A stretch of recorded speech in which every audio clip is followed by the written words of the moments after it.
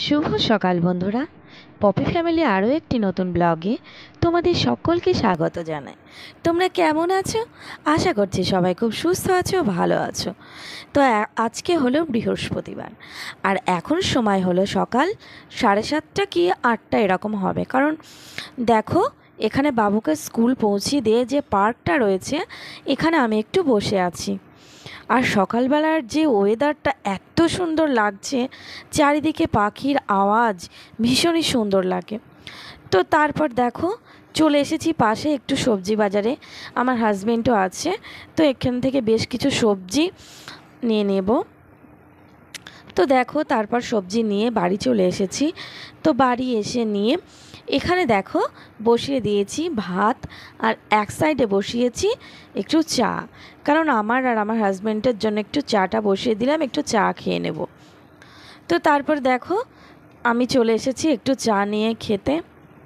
দেখো, চাটা ঝট করে খেয়ে নেব।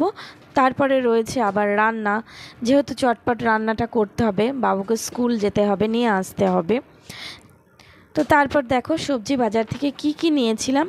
এখানে দেখো রয়েছে লাল শাক, একটা বাঁধাকপি, তারপরে রয়েছে এটা হচ্ছে একটা পেঁপে, আর নিয়েছি একটা লাউ, আর নিয়েছি শসা, আর দেখো রয়েছে এখানে বরবটি। তো বেশ কিছু সবজি নিয়ে নিয়েছিলাম ওখান থেকে। তো তারপর দেখো, আজকে রান্না করব। এখানে রয়েছে বরবটি আর পটল, ছোট ছোট করে কুচি করে নিয়েছি, এটা একসঙ্গে ভাজা করে নেব। আর তারপরে দেখো, এখানে রয়েছে মুগের ডাল, কারণ লাউ দিয়ে মুগের ডাল দিয়ে একটা রান্না করব। তো তার জন্য পেঁয়াজ কেটে নিয়েছি, আদা, একটু রসুন আর একটু কাঁচা লঙ্কাও নিয়ে নিয়েছি। তো যাই হোক, দেখো এখানে আমার ভাতটাও হয়ে গেছে। তারপরে এখানে দেখো, আমি কড়াইতে তেল দিয়ে দিয়েছি, আর তেল দিয়ে দিয়ে আমি এখানে সবজিগুলো একে একে দিয়ে দিচ্ছি ভাজা করার জন্য। তো দেখো, আর পটল আর এই যে বরবটি, এগুলো একসঙ্গে ভাজা করলে খুব সুন্দর লাগে খেতে, আর আমার ছেলে খুব ভালোবাসে, যার জন্য ওটা করা।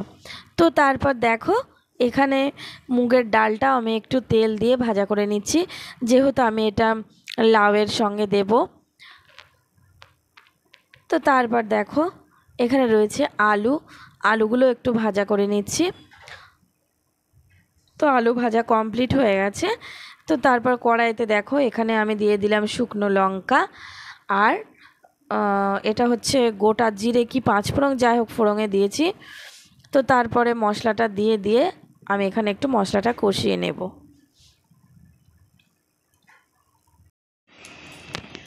তো এখানে দেখো, আমার মশলাটা কষানো কমপ্লিট হয়ে গেছে, আর এখানে আমি মুগের ডালটাও দিয়ে দিয়েছি লাউ রান্নার জন্য, আর দিয়ে দিলাম এখানে আলুগুলো।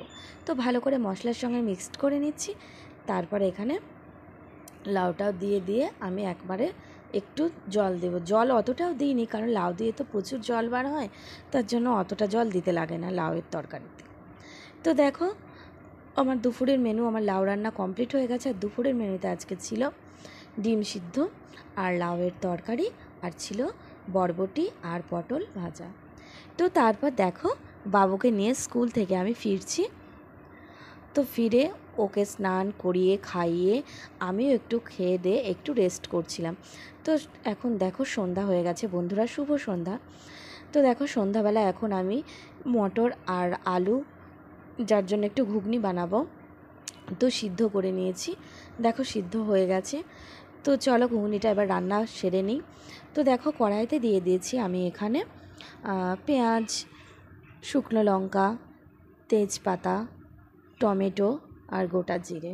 তো এগুলো দিয়ে দিয়ে তারপরে ভাজা হয়ে গেছে, মশলাও দিয়ে দিয়েছি, পেস্ট আদা, পেঁয়াজ, রসুন, যে গুঁড়ো মশলাগুলো, জিরে গুঁড়ো, ধনে গুঁড়ো, সব কিছু দিয়ে আমি মশলাটাকে খুব সুন্দরভাবে এখানে আমি কষিয়ে নেব। তারপরে দেখো, যে সিদ্ধ করা মটর আর আলুটা ছিল, সেটা আমি একে একে এখানে এবার দিয়ে দেব। আর মটর আর আলু যদি খুব সুন্দরভাবে সিদ্ধ হয়, তো খেতেও ভীষণ ভালো লাগে, তাই না?